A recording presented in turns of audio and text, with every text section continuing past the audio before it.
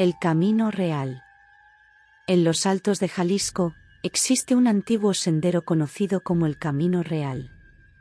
Este camino, serpenteante y rodeado de colinas y vegetación densa, ha sido testigo de innumerables historias a lo largo de los siglos. Desde la época colonial hasta los días modernos, el Camino Real ha guardado secretos oscuros y espeluznantes, convirtiéndose en un lugar temido por los lugareños. El Camino Real fue trazado originalmente por los españoles durante la conquista, sirviendo como una ruta vital para el transporte de bienes y personas entre los asentamientos en los Altos de Jalisco. Sin embargo, mucho antes de la llegada de los españoles, el camino ya era utilizado por las tribus indígenas de la región para sus propias travesías y rituales sagrados. Las leyendas locales cuentan que el Camino Real estaba maldito desde sus inicios, pues cruzaba terrenos sagrados donde se realizaban ceremonias antiguas y se enterraban a los muertos. Los espíritus de estos antiguos habitantes aún vagaban por el camino, protegiendo sus tierras y atormentando a quienes osaban profanar su descanso. Con la llegada de los conquistadores españoles, el Camino Real fue ensanchado y durante la construcción, se desenterraron numerosas tumbas indígenas, provocando la ira de los espíritus.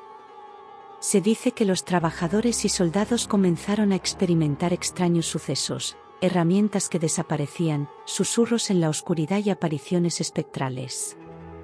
Una noche, un grupo de soldados que custodiaba la construcción del camino desapareció misteriosamente.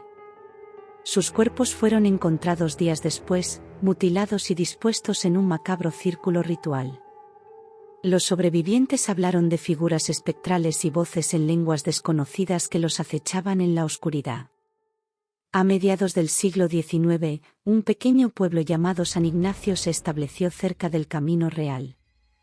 Sus habitantes, atraídos por la promesa de tierras fértiles y oportunidades comerciales, ignoraban las historias de terror asociadas al antiguo sendero. El pueblo prosperó al principio, pero pronto comenzaron a suceder cosas extrañas. Los animales desaparecían sin dejar rastro, y los niños del pueblo hablaban de un hombre oscuro que los observaba desde el bosque. Los habitantes de San Ignacio trataron de racionalizar estos sucesos, atribuyéndolos a la superstición y a la imaginación de los niños. Una noche, María, la hija de un prominente comerciante, desapareció mientras caminaba por el Camino Real. La búsqueda desesperada involucró a todo el pueblo, pero María no fue encontrada. Días después, su cuerpo fue descubierto en un claro del bosque, mutilado de una manera que recordaba a los antiguos rituales indígenas. El terror se apoderó del pueblo, y las historias de los espíritus vengativos del Camino Real resurgieron con fuerza. Los habitantes comenzaron a evitar el camino al anochecer, y el comercio decayó rápidamente. El padre Rodrigo, un sacerdote joven y valiente, llegó a San Ignacio con la esperanza de traer consuelo y protección a la comunidad. Después de escuchar las historias de los aldeanos, decidió realizar un exorcismo en el Camino Real para librar al pueblo de la maldición que los acosaba. Con un grupo de fieles, el padre Rodrigo se aventuró en el camino al anochecer, llevando consigo cruces, agua bendita y rezos. Sin embargo, lo que encontraron en la oscuridad fue más allá de lo que podían imaginar. Figuras espectrales los rodearon, y una fuerza invisible intentó detener su avance. A pesar del miedo, el padre Rodrigo continuó con el exorcismo, invocando el poder de Dios para expulsar a los espíritus malignos. Mientras recitaba sus oraciones, una figura oscura apareció ante ellos. Era el hombre oscuro del que los niños habían hablado, una entidad de ojos rojos y una presencia malévola que emanaba una energía aterradora. El padre Rodrigo luchó valientemente, pero la entidad era demasiado poderosa. Justo cuando parecía que todo estaba perdido, una anciana del pueblo, conocida como la abuela Lupita, apareció con un antiguo amuleto indígena. Ella explicó que el amuleto pertenecía a los antiguos chamanes de la región y que tenía el poder de apaciguar a los espíritus. La abuela Lupita, con el amuleto en mano, se unió al padre Rodrigo en el ritual. Juntos, combinaron sus fuerzas espirituales y el poder del amuleto para enfrentar al hombre oscuro. La figura comenzó a retroceder, gritando en un lenguaje antiguo mientras la luz del amuleto lo consumía. Finalmente, la entidad desapareció, dejando tras de sí un silencio profundo y una sensación de alivio.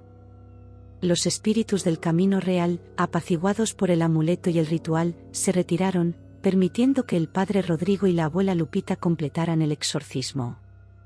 Después del exorcismo, la paz regresó al pueblo de San Ignacio. Los habitantes, aunque todavía cautelosos, comenzaron a reconstruir sus vidas. El camino real, aunque seguía siendo un lugar de respeto y temor, dejó de ser una amenaza constante.